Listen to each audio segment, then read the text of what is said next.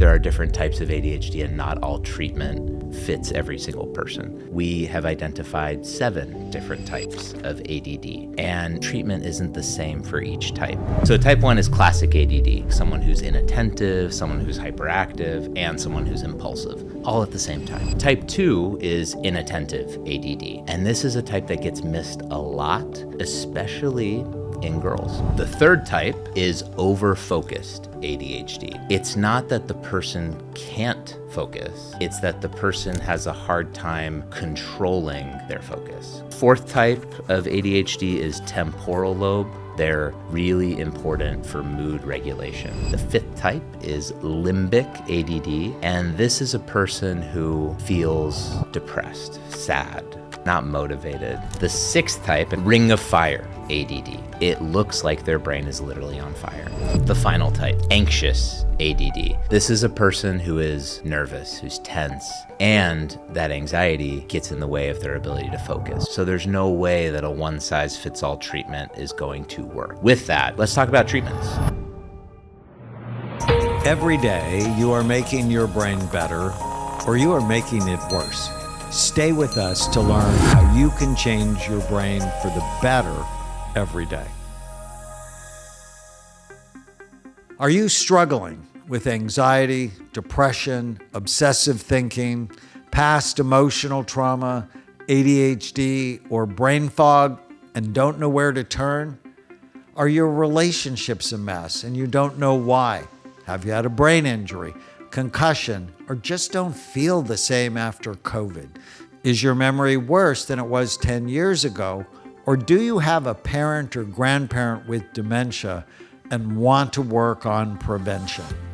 Yes, prevention is possible, but the sooner you start, the better. For 35 years, we've been changing people's brains and their lives using brain SPECT imaging and a personalized, natural approach to brain and mental health care. And we have some of the best published outcomes anywhere.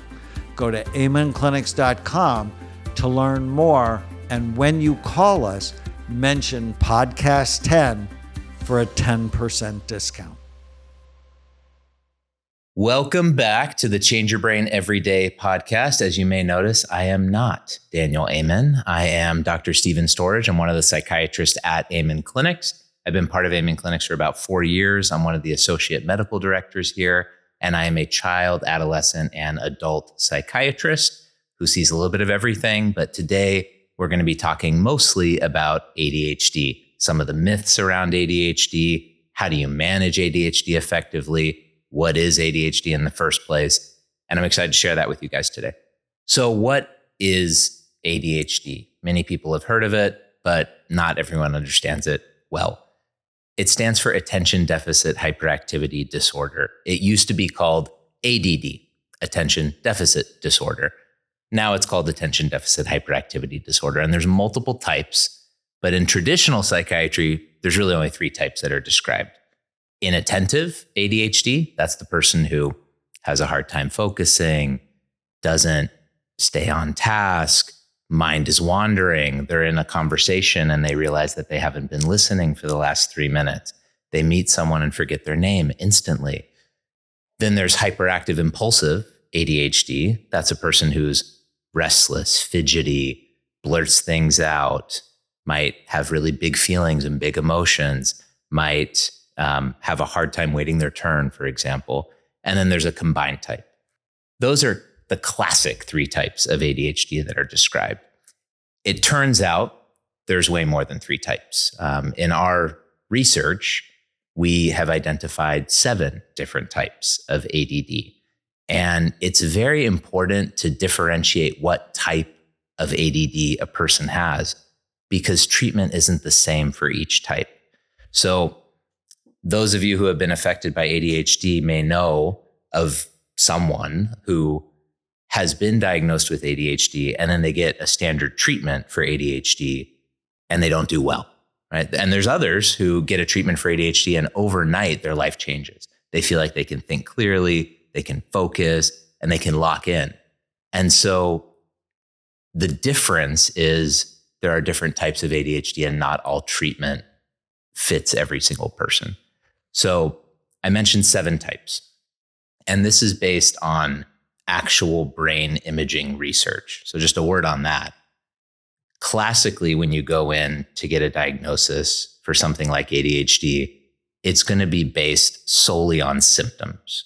You're going to tell the doctor, I'm having a hard time with paying attention. I tend to be hyperactive. I tend to be impulsive. And you'll possibly walk away with a diagnosis of ADHD and a very standard treatment. The issue is the 7 different types of ADHD present differently in the brain, and certain treatments aren't going to work for certain types. So I'll give you an example. So type 1 is classic ADD. And this would be most classically thought of as the combined type ADHD, someone who's inattentive, hyperactive, and impulsive all at the same time.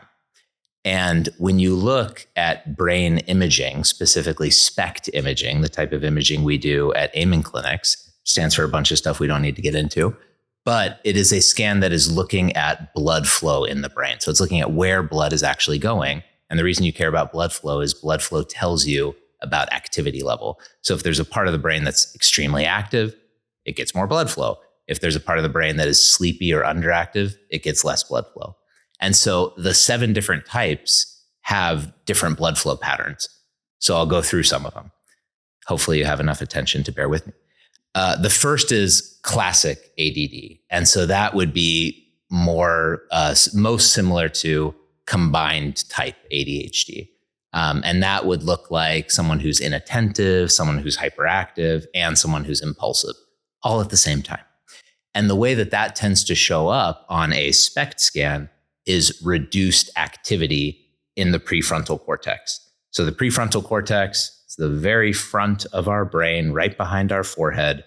And that little region is our executive center. It's our command center. It helps us with focus, with planning, with impulse control. It helps us think about what we're going to say before we say it. It helps us play out the tape before we do something so that we can think about long-term consequences and not immediate rewards. It helps us self-regulate. And so when that part of the brain is sleepy, we have a harder time doing those things. We also have other strengths, right? So there's good things about ADD. When you have a sleepy prefrontal cortex, you can be very creative. You can think outside the box. You have the capacity to actually be very intuitive because you're constantly scanning the environment and taking a lot of information in. So it's not all challenges, but there are challenges. So that's type 1. Type 2 is inattentive ADD. And this is a type that gets missed a lot, especially in girls. So inattentive ADD presents as being more distractible, having a hard time staying on track, feeling spacey, sometimes having lower energy. And so if you think about a classroom setting, who's the kid that's going to get spotted? Is it the hyperactive impulsive kid with ADHD or the inattentive person with ADHD? It's the hyperactive impulsive kid, because that tends to be the child who might be creating a problem for the teacher. And so they get identified and they get treated. Whereas the person who's daydreaming in the corner might not.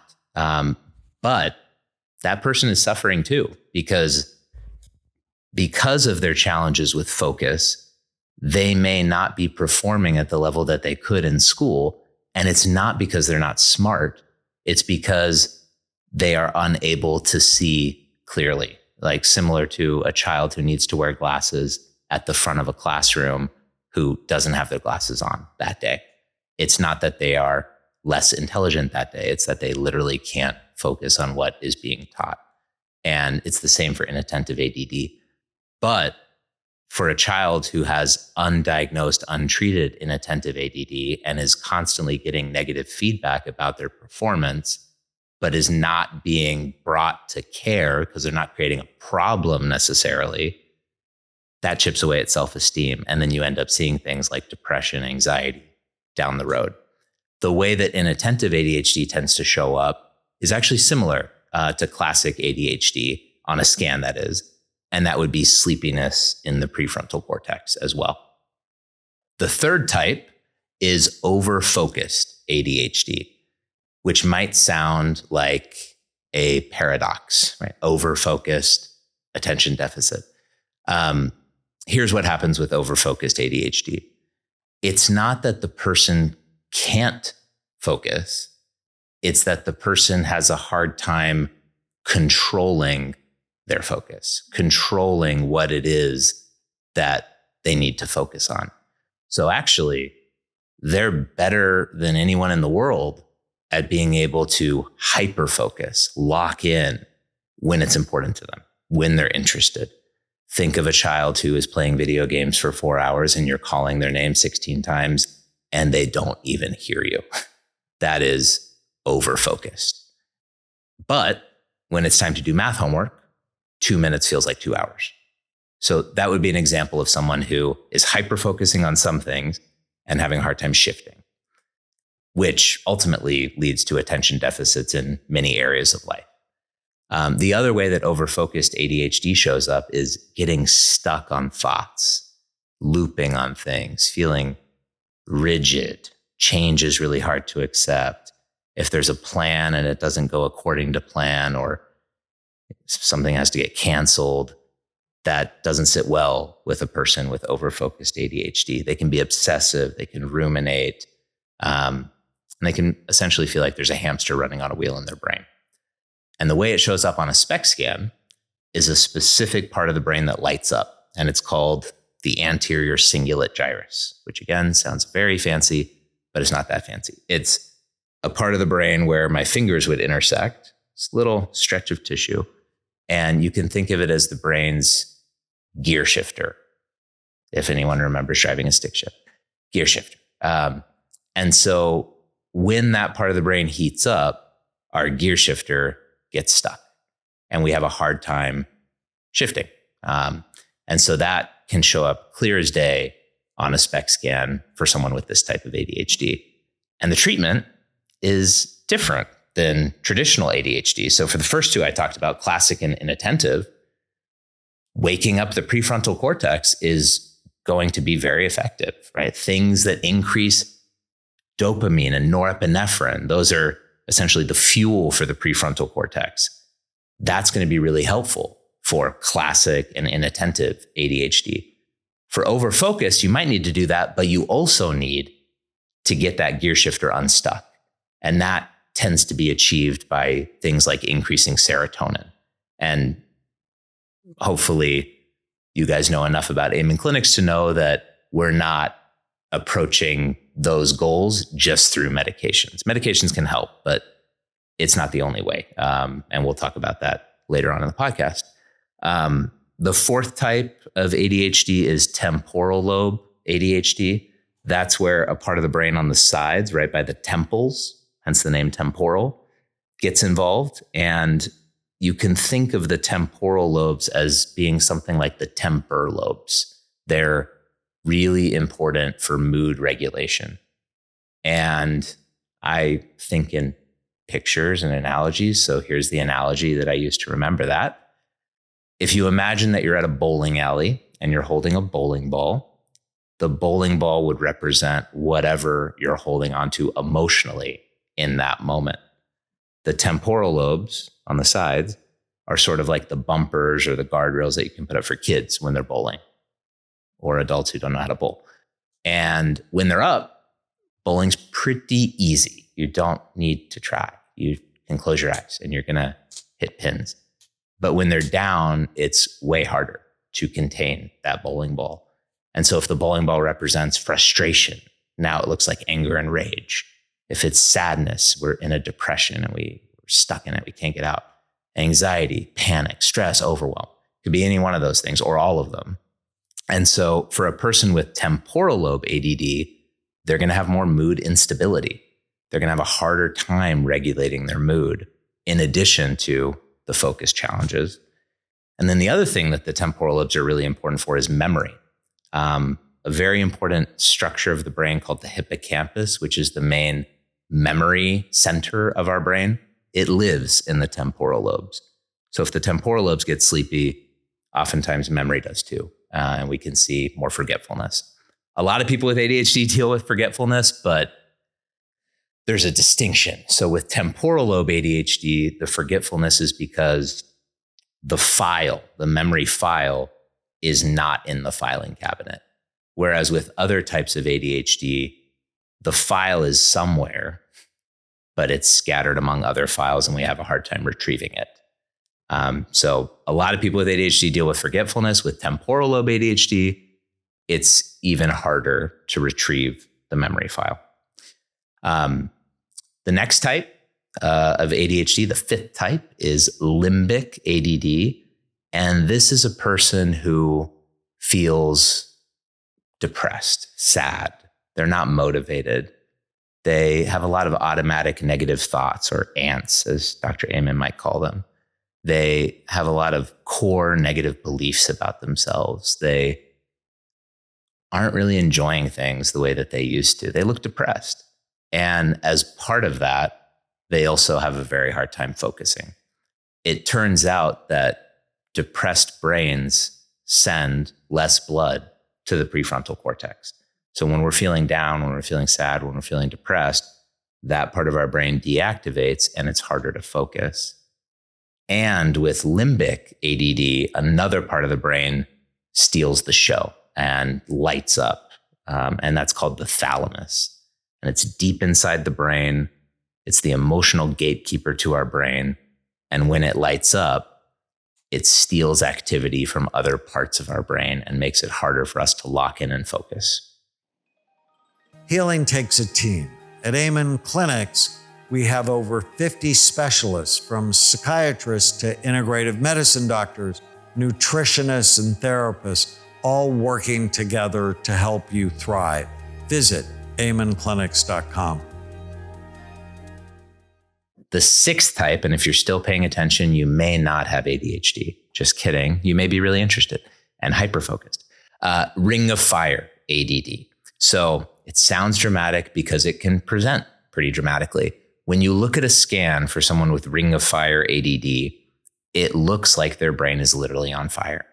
You see increased activity throughout multiple regions of the brain, so much so that that level of activity is like a freeway during rush hour in the background with big rigs honking their horns. And that's what a person is holding on to at all times. So you can imagine that this person is probably going to deal with intense emotions. They often have high levels of sensitivity. They often are very sensitive to rejection. They might present as oppositional, automatic no's, I'm not going to do that, butting heads with authority figures. And on top of all that, difficulty with focusing, self-regulation, hyperactivity, more commonly seen in kids, the ring of fire ADHD type. And so the final type, anxious ADD. The name kind of says it all. This is a person who is nervous, who's tense, who's afraid of failure, who's timid. A lot of times they'll have physical symptoms of anxiety, and that anxiety gets in the way of their ability to focus, because if you've got a brain that's racing, it's really hard to corral it.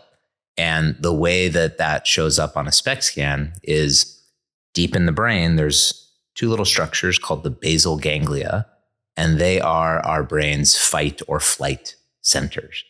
And so when they heat up, we feel like we're in a perpetual state of fight or flight. But again, think of that as background noise that distracts the prefrontal cortex from doing its job. So as I hope you can gather, even if you don't remember the details, 7 different types, all quite different, all biologically different. So there's no way that a one-size-fits-all treatment is going to work. It'll work sometimes if it happens to match with the type of ADHD you happen to have. But you can't really know the type of ADHD you have unless you look and spend time looking at the brain. So with that, let's talk about treatments, because ultimately we all want to optimize the health of our brain. This is not about fixing the ADHD brain. ADHD, as a sidebar, in my opinion, is unfortunately named attention deficit hyperactivity disorder. Sounds like something you don't want to catch. And in my mind, it's not a disorder. That doesn't mean there aren't challenges that come with it. I think it's more true to say it's a different way of being wired. And I say that because 1 out of 8 people has ADHD. So just because 7 out of 8 don't doesn't mean that the 1 out of 8 have a disorder. And oftentimes, the reason that we have symptoms in ADHD is that there's a mismatch between the way our brain is wired and the environmental expectations that are around us. So what do I mean by that? Where does ADHD even come from? It's genetic mostly. It's 70 to 90% genetic, which means it's been passed down through generations. And usually things are only passed down through generations if they provide some kind of survival advantage for a species. So if you think about human beings in ancient times, imagine the tribe member that has ADHD. What are they doing? They're scanning the environment. They're detecting danger before danger finds the tribe. Survival advantage. They are dopamine seeking. So they go out on a hunt and they don't come back unless they come back with an animal. Survival advantage. So take that same brain and sit it down at a desk and tell it to study for 8 hours. It's a mismatch between wiring and environment. So one thing I want people to know is that knowing how you're wired matters, because one day we may have a choice to be able to match our environment with how we're wired. So personally, my job is great. I have ADHD. I may or may not have said that at the beginning. My job is great for having ADHD because I get to do interesting things every day. I get to meet different people every day. I get to think about something complex and interesting to me, which is the brain. No treatment plan is the same. So I have to be creative in that way. And I have to switch gears all the time. And that keeps my brain engaged. If I were an accountant, this is no disrespect to accountants. I don't even fully know what you do. But what I imagine an accountant to do, I don't think my brain would thrive. So matching brain to environment can unlock a lot of strength. But in the meantime, when you're a kid or an adolescent or you're in college, you don't necessarily get to choose your environment. So what it becomes is, how do I shape my brain to be able to milk everything I possibly can out of this moment in my life so that when I get to a point where I do have a choice, I have lots of choices and I can match my wiring up to my environment. So that when I talk about ADHD treatment, again, it's not about fixing a brain. It's about molding, optimizing strengths, mitigating challenges so that you can get the most out of your life. So a lot of psychiatrists jump straight to medications and for treating ADHD, and in no way, shape, or form am I anti-medication. Medications have a role. They can be helpful, but they're not the only thing. So let's talk about natural treatments first, which is usually where I recommend people start. And there's 3 pillars to brain health, and it's really hard to build a healthy brain without these 3 pillars being in place. Those are sleep, exercise, and nutrition. The basics, the things that we all know about on some level, but the things that very few of us get totally right. So for sleep, 3 main tips that I suggest to people, and this varies a little bit by age, but wake up at around the same time every day. Try to get sun on your face. Only be in bed if you're sleeping or doing things that are only supposed to be in bed. Turn off screens an hour before you're supposed to go to bed.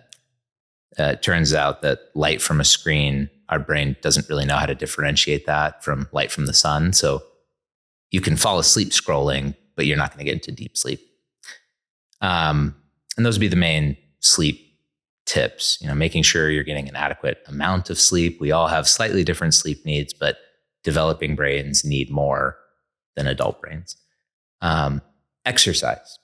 So as little as 20 minutes of cardio, like good cardio, high intensity, heart pounding, sweating, wouldn't really want to have a conversation with someone. As little as 20 minutes of that 4 days a week in adolescents and young adults and older adults too, has been shown to be one of the most effective treatments for ADHD. Why? When your heart's pounding and you're breathing, you're getting more blood and more oxygen into your brain, including that prefrontal cortex. So you're perking it up. You're also increasing endorphin and serotonin. And serotonin calms down some of those regions that we talked about that can be active in certain types of ADHD. So there are a few things that help every type of ADHD. Exercise is one of those things. Every single type can be benefited by the type of exercise I just described. It's all about sticking to it though, right? And not relying on motivation, but being like, I'm doing this because I want to achieve this goal and I'm showing up to do it every day, even if I don't feel like doing it. Because most days you won't feel like doing it, if we're being honest. Nutrition. Three main things that I tell my patients to try their best to avoid. And this is not about being scared of food. It's not about being extreme around anything, but the three things that tend to worsen ADHD symptoms are, you might be able to guess, sugar, refined sugar in particular. So added sugars, juice, sodas, candy, gluten, especially in the US, breads, pastas, and cereals. Gluten tends to increase inflammation in most people, and that can be problematic. Think of inflammation this way. On a SPECT scan, if there's a sleepy part of the brain, inflammation makes it sleepier. And if there's a hot part of the brain, inflammation makes it hotter. So it takes whatever it is that we're dealing with and makes it more extreme. So sugar does that, gluten does that, processed foods. How do you know if a food's processed? Read the label. If you can't pronounce an ingredient, put it back on the shelf. If you couldn't buy that same ingredient at the grocery store that you're in, put it back on the shelf. Processed foods generally are foods that have been significantly altered from their original form. And then there's additives and preservatives and dyes and all the stuff that we don't need. And then a good diet would be, and this is going to be a little bit different for different people depending on what your unique needs are. And obviously talk to your own provider, but generally speaking, Mediterranean style diet that leans paleo. And so by that, I mean plenty of protein. Best breakfast in the world for someone with ADHD, probably something like a couple eggs, avocado, and some blueberries. Worst breakfast in the world, a bowl of sugary cereal. So lean protein, definitely a very important ingredient. And you want to start your day off with protein. Healthy fats. The brain is roughly 60% fat after you take the water out. Don't do that to your own brain though. So avocado, nuts, seeds, coconut, stuff like that. Fruits and vegetables. Ideally, people are eating the rainbow of colors every day and not from a bag of Skittles. Some fruits are really high in sugar. And so, we want to be like moderate with that, like grapes and mango, pineapple. And then complex carbs. So things that we eat that our body has to really work at to digest so that our blood sugar goes up slowly and comes down slowly, as opposed to spikes and drops. Spikes and drops, detrimental to ADHD. That's a good way to rev your brain up and then crash. And those of us with ADHD know what an ADHD crash looks like. Not pleasant. So examples of complex carbs, sweet potatoes, wild rice, quinoa, millet are some of my favorites. And if you can get those things dialed in, sleep, exercise, nutrition, there's research to show that up to 70+% of people with ADHD will experience significant symptom reduction just by locking that stuff in. Supplements can also be very, very helpful for ADHD. I won't get into details there, but if you do want to learn more about supplements, and it's a whole body of research, you could check out my Instagram page at Dr. Steven Storage. Also, same handle on TikTok. You can also check out Dr. Amen's content, which I assume you're already doing. And then you could also read Dr. Amen's book, Healing ADD, which goes into the 7 different types and supplements that are useful for each type, in addition to other treatment recommendations. So what about medication? Let's say people have tried diet, exercise, sleep, supplements, maybe even other things. They've tried ADHD coaching, behavioral therapies, neurofeedback, and they're still noticing challenges related to their ADHD symptoms. A big question comes up: to medicate or not to medicate? And I think a better question is, how much are the ADHD symptoms getting in the way of someone living their best life? Because ultimately, it's a personalized decision about whether to start medication. And every decision in life has pros and cons. Right? And with medication, I'm thinking about it if someone has tried a lot of other things and they're still experiencing distress related to their ADHD symptoms, or functional impairment. And what could functional impairment look like? It could look like someone in school falling off their developmental trajectory, right? Like they're not keeping up, they're failing classes, even though they're bright. As I said earlier, ADHD and intelligence, separate entities, right? They don't have anything to do with each other. But if you're falling off and you are feeling really bad about yourself, that has long-term implications. So that's an example of functional impairment. Or maybe it's a person who, because of their sleepy prefrontal cortex, they do things that are really impulsive and they get themselves into trouble. And maybe suddenly they're dealing with addictive patterns of behavior because they're chasing dopamine.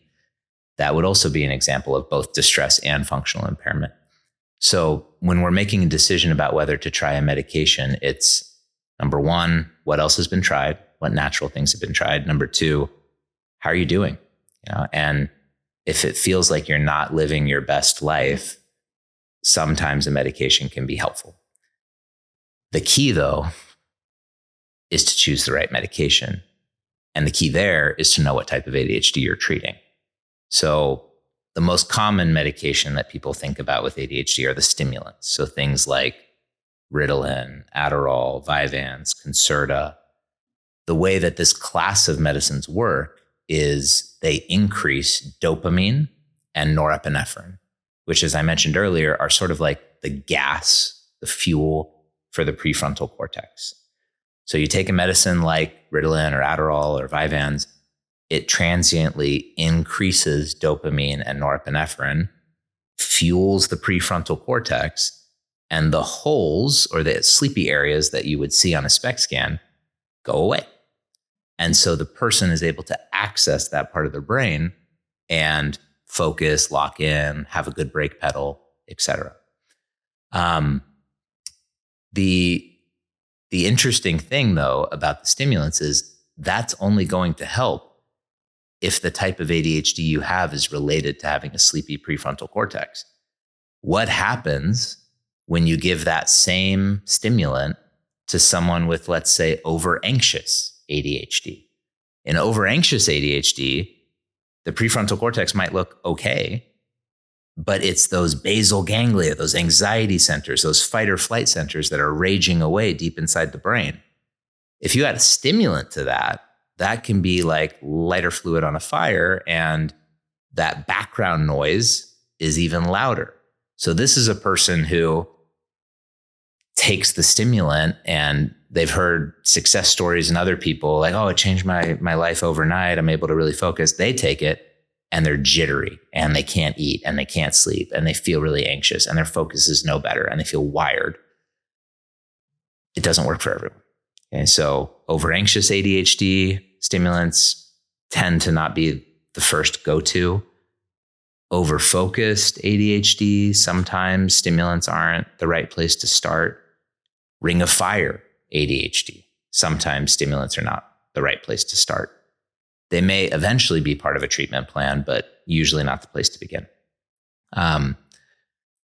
Parents worry a lot, understandably. I'm a dad, so I get it. Parents worry a lot and grapple a lot with the decision about whether they should start a medication in their child. And a couple things that may be reassuring to know. Number one, treated ADHD has better outcomes across the board than untreated ADHD.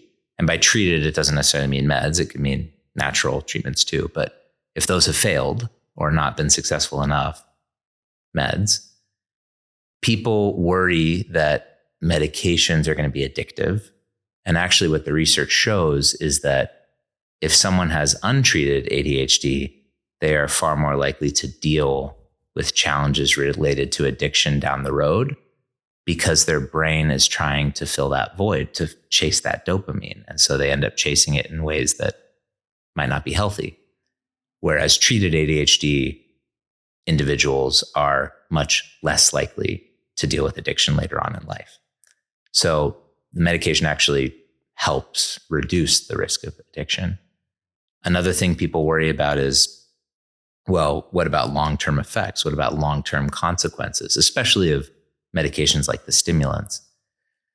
And the good news is these stimulants have been around for a long time, so we do have long-term data on them. And what the data shows is that these medications can be safe when taken over the long term.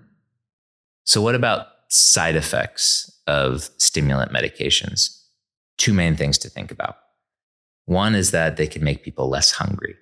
And depending on the stimulant and how long it lasts, that can have a detrimental effect for some kids.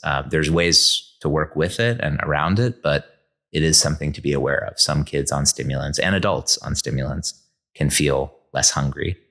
Another is stimulants can make it harder to fall asleep. Many people who take a stimulant will actually sleep better because their brain feels more clear by the time they get to bed. But if you take a stimulant too late in the day, it would be like drinking an espresso potentially. Too late in the day, you're going to have a harder time falling asleep. So those tend to be the two main things to be looking for in terms of side effects to stimulants. One other thing, much more rare, is you want to make sure someone is in good cardiac health, like their heart is good. There's no substantial family history of heart issues. And if that is part of the history, make sure you tell the prescriber that ahead of time so that they can do additional testing if needed. So the stimulants are one class of ADHD medications. What about non-stimulants? Okay, so that's the other branch. These are medicines that don't directly increase dopamine. They don't directly wake up the prefrontal cortex. But generally what they do is they have a calming effect on some of that background noise while also supporting the prefrontal cortex. So these are medicines that tend to be better for things like over anxious ADD, ring of fire ADD, as opposed to the more traditional types. And examples here are things like guanfacine, also known as Intuniv, clonidine. Both of those are in the same family. Those work by increasing norepinephrine in the front of the brain, but also calming the background. Pretty good for focus, better for restlessness and impulsivity and anxiety and those types of symptoms. The main side effects you see with these are they are calming, but too much of that can make you feel tired. And they also can lower the blood pressure a bit. So for people who already have a low blood pressure, they may notice themselves feeling lightheaded when they take a medication like this. There's also medications like atomoxetine or Strattera that works by also increasing norepinephrine to the front of the brain. Can be reasonably effective, and the main side effect tends to be gastrointestinal. People can feel a little nauseous with it and sometimes tired. And then lastly, bupropion or Wellbutrin, which is actually an antidepressant, but it works to increase dopamine and norepinephrine, not unlike a stimulant. And Wellbutrin or bupropion tends to be a pretty good option with limbic ADD in particular. So the person who's depressed and down and having a hard time focusing. Your brain matters. Amen Clinics helps people with brain scans and targeted treatment across 11 cities: Atlanta, Chicago, Dallas, DC, Miami, New York, Seattle, Scottsdale, Los Angeles, Orange County, California, and San Francisco. Learn more at amenclinics.com.